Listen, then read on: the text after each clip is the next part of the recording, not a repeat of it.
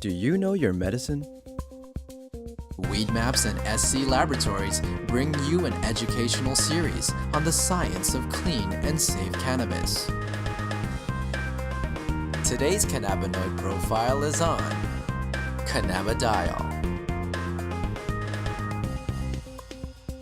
Cannabidiol, or CBD for short, is the second most prominent compound found in the cannabis plant. A lot of the medical benefits of cannabis that are attributed to THC or other cannabinoids are actually due to the CBD content of the cannabis. It has very strong anti-inflammatory properties. And not only does it help suppress inflammation, but there was a study that showed that it also helps the body to not make the chemical that causes inflammation. So it actually has somewhat of a preventive role.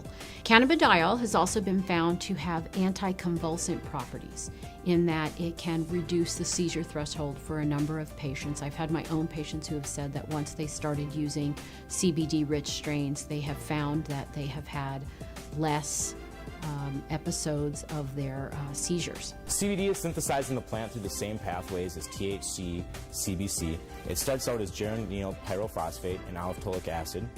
Those two compounds join together through an enzyme-catalyzed reaction. Cannagibberellic acid, CBGA, is the starting material for CBDA, THCA, and CBCA. So CBDA synthase, if it's found in large enough amounts, will take this cannagibberellic acid and make it into cannabidiol carboxylic acid, which is CBDA. CBDA is CBD with a carboxylic acid attached to it. Now, with heat or through time, this carboxylic acid will naturally release from the compound as it is very unstable and become CBD. This process right here, where we lose this carboxylic acid, happens at about 80 degrees Celsius. A number of studies were done where they actually gave patients an overdose of THC to see what would happen when they then added CBD. And CBD completely turned around the negative effects of an overdose of THC without changing the levels of THC in the blood. So that means that CBD exerts its own medicinal, just doesn't reverse THC, it actually has its own medicinal properties. CBD has been found to cause cancer cells to what we call commit suicide while preserving the normal cells. And what appears to happen is it appears to bind to the receptors on the cancer cells, which then induce the cancer cell to kill itself. Cannabidiol has also been found to be what we call biphasic in terms of sleep. So at low doses, it's what we call alerting. It kind of keeps you awake.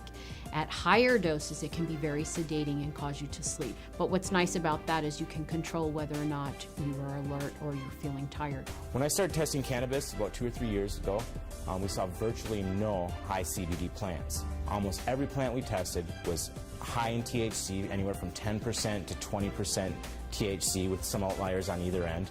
Some plants would have maybe 1% CBD at the max, 1.5% CBD at the max. Now that we've been testing for a while, we see anywhere from 8 to 15% CBD and maybe 5 or 6% THC in these strains. Some strains we get a 50-50 ratio. It can happen in all different ratios, but what it is it's a recessive gene in plants.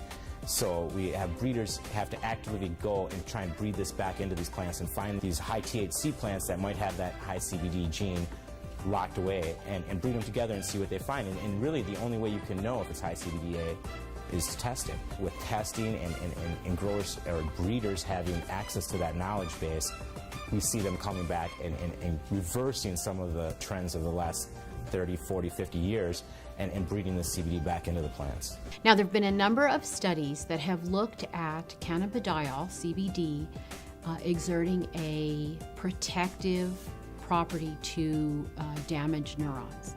And it appears that in the studies, CBD protects the nerves by inhibiting the process by which nerves are damaged. CBD has also been shown to protect against brain injury.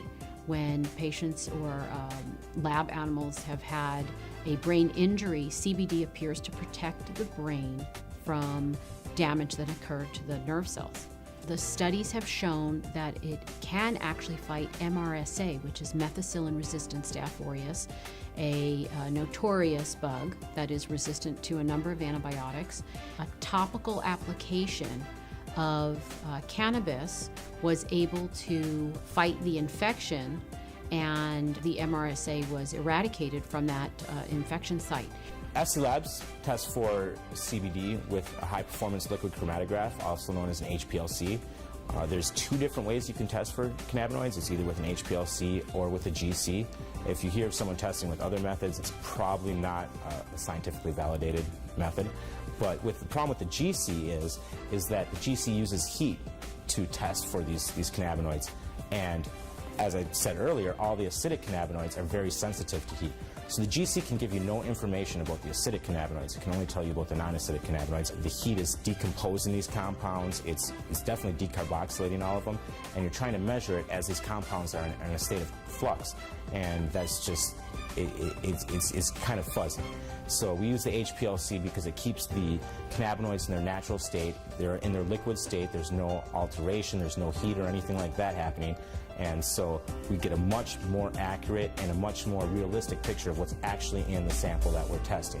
One of the important things for people to understand about cannabidiol is it is not psychoactive. That means it does not change your mood, your mentation, the way that THC has psychoactive properties and can actually cause what we call the high. CBD does not do that. For patients who are not interested in the THC effect but are interested in the CBD effect, this is a terrific choice for them to have.